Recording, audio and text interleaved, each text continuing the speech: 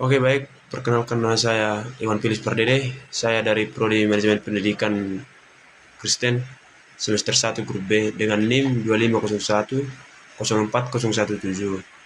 Di sini saya akan mengerjakan UAS dari mata kuliah dasar-dasar manajemen pendidikan dari Bapak Nasib Tuan Menggal. Ada 6 soal di sini. Saya akan menjelaskan satu persatu soal dengan singkat dan dengan pemahaman saya. Yang pertama, mengapa manajemen disebut sebagai ilmu dan sebagai seni? Manajemen disebut sebagai ilmu karena manajemen dapat dipelajari, dianalisis, dan diaplikasikan dengan menggunakan metode ilmiah. Dan ketika manajemen disebut sebagai seni, manajemen melibatkan kemampuan dan keterampilan yang tidak bisa diukur dan tidak bisa dianalisis dengan metode ilmiah. Soal yang kedua yaitu bagaimana organisasi pendidikan seperti sekolah dapat berjalan dengan baik. Organisasi ini akan berjalan dengan baik ketika memiliki elemen-elemen penting seperti berikut, antara lain yang pertama visi misi yang jelas, yang kedua itu kepemimpinan yang efektif, guru yang kompeten, kurikulum yang relevan, fasilitas yang memadai, evaluasi dan monitoring, partisipasi masyarakat, pemberdayaan sumber daya yang ada. Oke, baik, saya akan menjawab soal yang ketiga yaitu apa perbedaan atau jelaskan perbedaan manajemen pendidikan dan dengan manajemen pendidikan Kristen.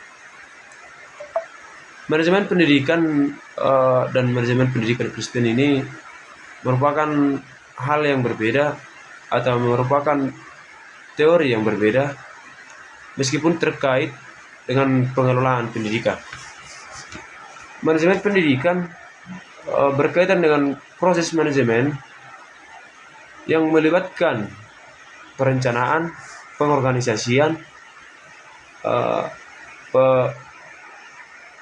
pengarahan dan pengawasan dan sumber daya pendidikan untuk mencapai tujuan yang telah ditentukan.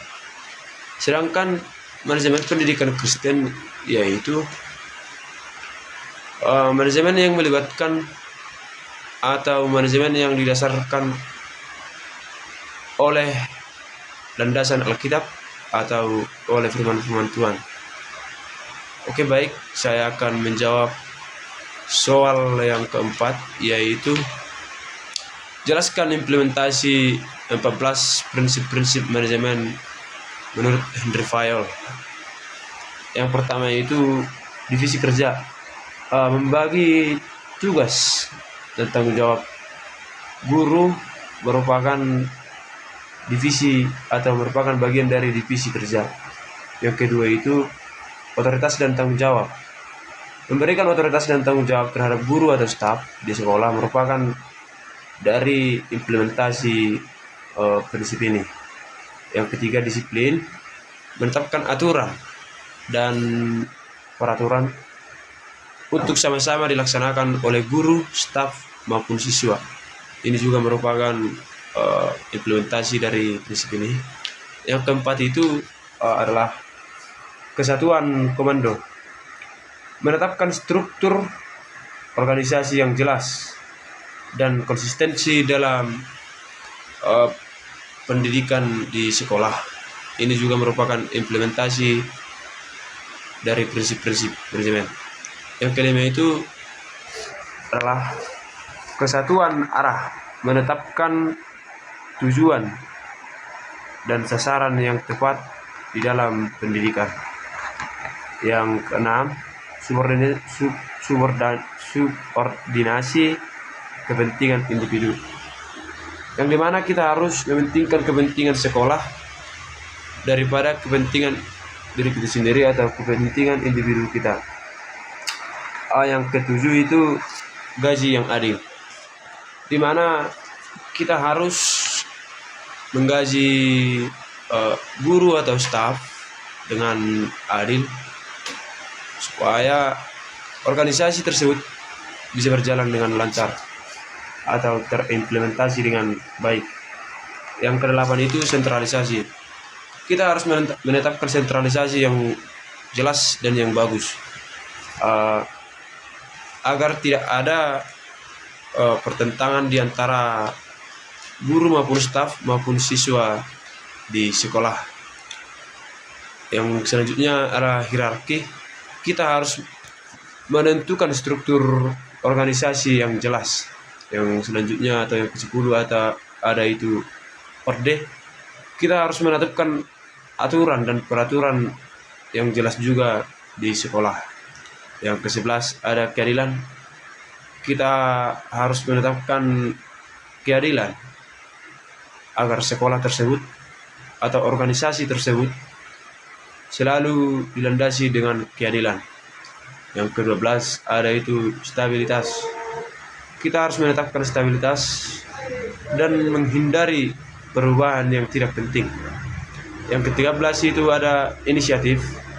Kita harus mendorong inisiatif dan kreativitas guru, staf maupun siswa. Dan yang terakhir dan nomor yang ke-14 ada itu esprit dan korps. Kita harus membangun semangat. Kita harus membangun semangat tim atau kita harus membangun semangat sekolah dan kerjasama yang kuat. Oke, baik, saya akan melanjutkan dengan soal nomor 5. Jelaskan 3 level sektor bidang kajian manajemen pendidikan. Manajemen pendidikan terbagi dari 3 sektor. Yang pertama itu sektor mikro, yang kedua sektor meso, yang ketiga sektor makro. Yang pertama saya akan menjelaskan sektor manajemen mikro. Sektor manajemen mikro ini lebih berfokus pada pengelolaan pendidikan di tingkat individu, kelas, atau sekolah. Yang kedua, sektor meso. Sektor meso lebih berfokus pada pengelolaan pendidikan di tingkat organisasi pendidikan atau sekolah, universitas, dan lembaga pendidikan. Yang ketiga itu sektor atau level makro. Ini lebih berfokus atau lebih condong terhadap pendidikan tingkat nasional atau regional maupun internasional. Dan saya akan menjelaskan soal yang terakhir, yaitu dengan judul atau dengan soal jelaskan model manajemen pendidikan dan model kepemimpinan yang berkaitan dengan setiap model manajemen pendidikan tersebut. Oke, ada 6 model manajemen pendidikan. Yang pertama itu ada model formal, yang kedua ada model kolegial, yang ketiga ada model politik, yang keempat ada model subjektif, yang kelima ada model ambigu, dan yang keenam ada model budaya. Yang pertama model formal. Model formal ini lebih condong atau lebih berfokus dengan berbasis aturan dan struktur yang jelas. Model kepemimpinan dari model manajemen formal yaitu birokratis. Yang kedua, model kolegial.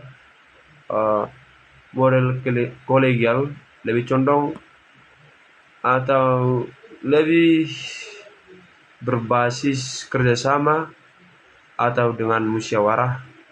Model kepemimpinan di model manajemen pendidikan kolegial yaitu partisipatif. Yang ketiga, model politik. Model ini lebih condong atau lebih berbasis kepada kekuasaan atau negosiasi. Model kepemimpinan atau model kepemimpinan di model politik ini yaitu politis. Yang keempat itu ada model subjektif ini berbasis atau lebih condong terhadap persepsi individu. Model kepemimpinan di model ini adalah personal. Yang kelima itu ada model ambigu. Model ambigu ini ketidakpastian atau situasional. Ini merupakan model yang tidak pasti, tergantung situasi. Model kepemimpinan yang di bagian model ambigu ini adalah situasional. Yang terakhir atau yang keenam ada model budaya.